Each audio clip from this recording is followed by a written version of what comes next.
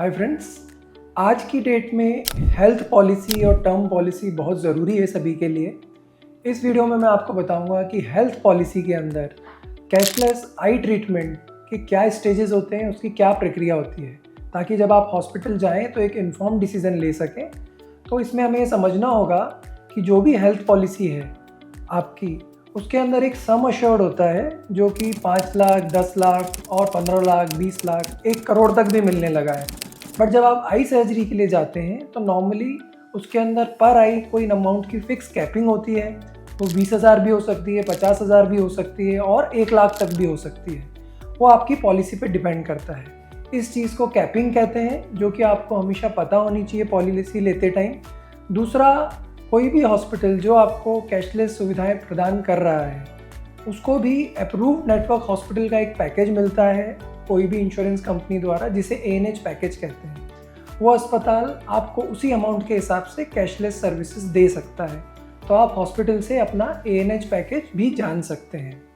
तो इस वीडियो में मैं आपको ये समझाना चाहता हूँ कि सबसे पहली जो स्टेज होती है जब आप हॉस्पिटल जाते हैं अपने आई चेकअप के लिए, और मान लीजिए आपके पेरेंट्स को या आपको कोई ऐसी आँख की बीमारी निकलती है जो कि मोस्टली 90% केसेस में कैटरेक्ट होती है, तो उन केसेस में आपको जो OPD चेकअप होता है, आपका जो इन्वेस्टिगेशंस होती है, उनके बिल दिए जाते हैं और वो बिल रिएम्बर्सेबल होते हैं। वो कैशलेस में नहीं आती है OPD सर्विसेज। ऑपरेशन के 30 दिन पहले और 30 दिन बाद के सभी बिल आपको रिएम्बर्स कराने होते हैं। किसी किसी पॉलिसी में ऑपरेशन के बाद 60 दिन तक के भी बिल रिएम्बर्स होते हैं। जहाँ तक सर्जरी का सवाल है, आपके पास 2 ऑप्शन होते हैं। आप कैशलेस जा सकते हैं और आप रिएम्बर्समेंट करा सकते हैं। तो आपको ये हॉस्पिटल को इन्फॉर्म करना होता है आप कौन सी प्रक्रिया में कंफर्टेबल हैं। हमारे मोस्ट ऑफ द पेशेंट जो आते हैं वो सभी कैशलेस को पसंद करते हैं, और उसके लिए सबसे पहले हम कुछ डॉक्यूमेंट्स की रिक्वायरमेंट होती है। उन डॉक्यूमेंट्स का लिंक जो चाहिए होता है मैं इस वीडियो में दे दूँगा, आप वो देख सकते हैं। वंस आप वो डॉक्यूमेंट दे देते हैं और आपकी सर्जरी डेट फाइनल हो जाती है, तो हॉस्पिटल इनिशियल अप्रूवल के लिए पेपर्स को भेजता है और आपकी पॉलिसी के हिसाब से इनिशियल अप्रूवल आता है। वो हो सकता है हॉस्पिटल के ANH पैकेज से या कैपिंग से कम अमाउंट भी हो सकता है।